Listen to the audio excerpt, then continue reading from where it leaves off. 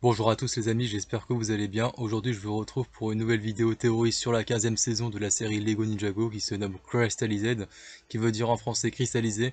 Cette saison comptera 30 épisodes de 11 minutes. Pour le moment sont seulement sortis les 12 premiers épisodes en français, donc si vous les avez pas vus, quittez la vidéo et revenez quand vous les aurez vus. Aujourd'hui nous allons parler d'un potentiel retour du pouvoir d'or qui est une essence élémentaire et un des plus puissants éléments de la série.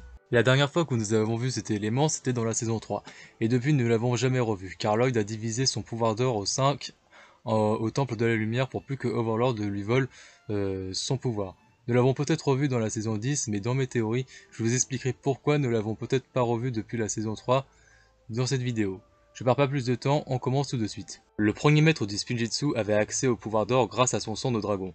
Il avait sûrement aussi accès à l'essence élémentaire de l'obscurité grâce à son sang Oni, qui est le contraire du pouvoir d'or. Il a eu ensuite deux fils avec une personne inconnue. Son fils aîné se nomme Garmadon et son fils cadet Wu. Wu a accès à la création, dérivé faible du pouvoir d'or. Et Garmadon a accès à la destruction, sûrement un dérivé faible de l'obscurité. Leurs pouvoirs sont sûrement plus faibles que leur père, car leur mère doit sûrement être humaine, donc ils ont sûrement du sang humain qui a créé des dérivés faibles. Puisque Wu a accès à la création, il doit avoir plus de sang de dragon et humain et très peu de sang Oni, donc il est sûrement moins probable qu'il ait accès à un dérivé faible de l'obscurité un jour. Garmadon a accès à la destruction. Il doit avoir plus de sang Oni et humain et très peu de sang dragon, donc il est très peu probable pour lui qu'il ait accès à un dérivé faible du pouvoir d'or un jour.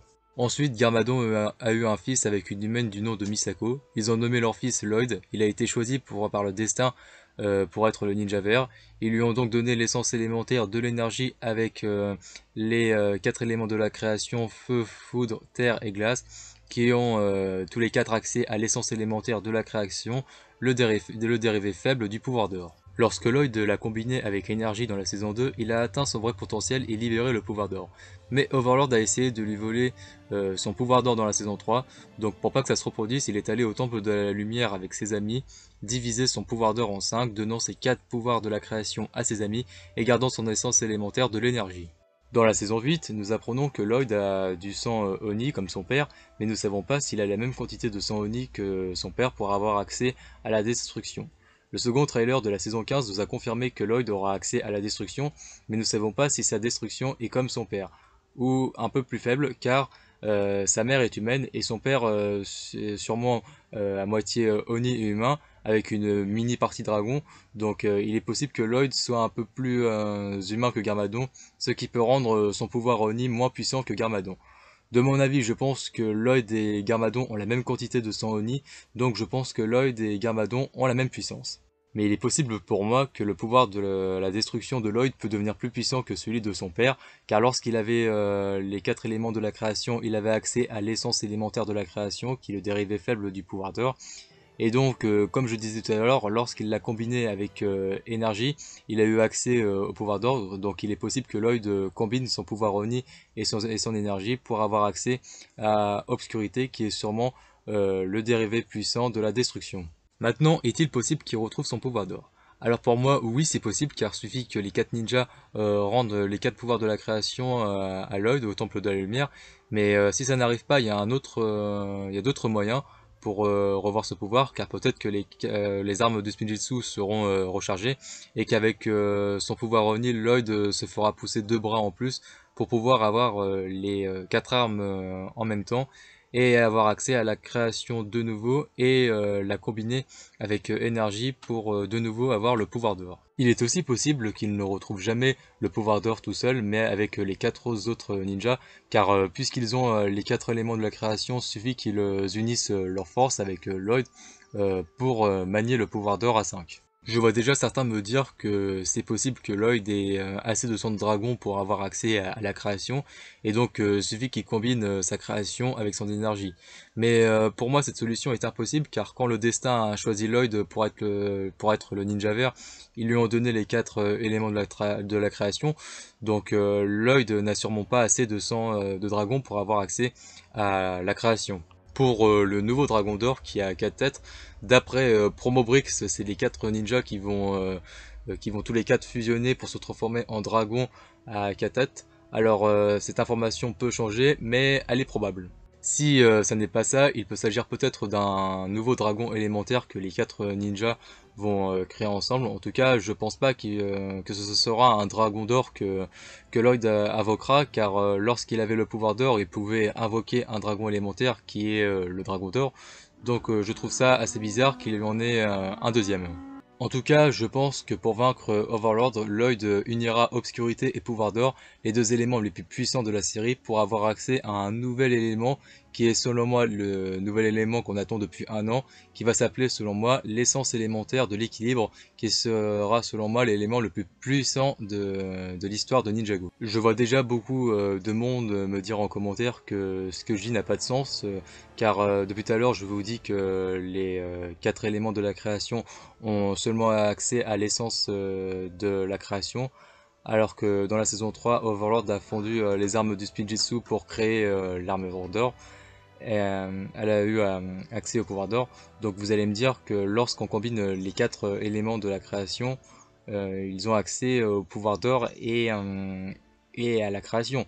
Mais pour moi ça n'a pas de sens, car lorsque Lloyd s'est débarrassé du pouvoir d'or au Temple de la Lumière dans la saison 3, il a donné ses 4 pouvoirs de la création. Et donc si c'est les 4 éléments qui lui donnaient le pouvoir d'or, normalement il a plus de pouvoir. Mais il a toujours énergie, donc pour moi les 4 éléments de la création ont seulement accès à la création, et pour qu'ils aient accès au pouvoir d'or, ils ont besoin d'énergie. Mais vous allez me dire, oui, mais comment Overlord avait-il accès au pouvoir d'or en portant l'armure d'or? Alors pour le moment il n'y a pas de réponse, mais j'ai quelques théories là-dessus. Soit Overlord avait tout simplement accès à la création, mais qu'il ne le savait pas. Et pour moi, la création et le pouvoir d'or n'ont pas trop de différence. Je pense juste que le pouvoir d'or a accès à tous les éléments sauf eau et vent, et que la création n'y a pas accès. Sinon, le reste, pour moi, c'est la même chose, créer tout et n'importe quoi. En gros, je pense que le pouvoir d'or et la création sont les mêmes éléments. Il y en a juste un qui est beaucoup plus puissant et l'autre un peu plus faible. Dans mes autres théories, il est possible que Overlord ait vraiment eu accès au pouvoir d'or, mais pour moi, il faut que les 4 pouvoirs des armes d'or soient plus puissants que les 4 pouvoirs que les ninjas ont hérité de leurs ancêtres, ou les 4 pouvoirs que Lloyd leur a donné. Et donc pour que les armes d'or soient beaucoup plus puissantes, je pense que le premier maître du Spinjitzu a divisé énergie en 4 dans chacune des armes d'or, ce qui a peut-être ce qui peut être une explication à la question pourquoi quand les ninjas ont atteint leur vrai potentiel grâce aux armes d'or, ils sont entrés en fusion avec leur élément, alors que maintenant ils peuvent plus le faire. Ma dernière théorie là-dessus, qui est la moins probable, est que lorsque les ninjas ont explosé la méga arme dans l'espace avec les armes d'or du passé, c'est que l'explosion des armes de cette chronologie du passé effacée ont rendu les armes d'or beaucoup plus puissantes. Si un jour il y a une explication à ce truc que je trouve bizarre, j'espère que ce sera dans les prochains épisodes de la saison 15, et que une de mes 3 théories sera vraie. Je vois déjà certains d'entre vous remarquer quelque chose de bizarre, car dans les communautés, je vois beaucoup de personnes qui disent que c'est bizarre que Garmadon ait toujours accès à la destruction, puisque Lloyd y a maintenant accès, alors qu'avec les autres éléments, lorsque tu as un enfant, tu transmets ton élément à ton enfant et tu l'as plus. En gros, pour ceux qui ont pas trop compris, la création et la destruction sont des éléments différents des autres. C'est-à-dire que tous les êtres vivants qui ont du sang Oni ont accès à la destruction, et tous les êtres vivants qui ont du sang de dragon ont accès à la création. Je pense même que les Oni ont accès à Obscurité, qui est selon moi, comme je disais tout à l'heure, le dérivé puissant de la destruction, ce qui peut expliquer pourquoi Omega a vaincu facilement Garmadon dans la saison 10. Je pense aussi que tous les dragons avaient accès au pouvoir d'or, puisque le premier maître du Spinjitzu avait accès à ce pouvoir grâce à son sang de dragon. Je pense que Firstborn est le dernier dragon qui a accès au pouvoir d'or, car les autres dragons ont accès aux éléments de la création ou aux autres éléments.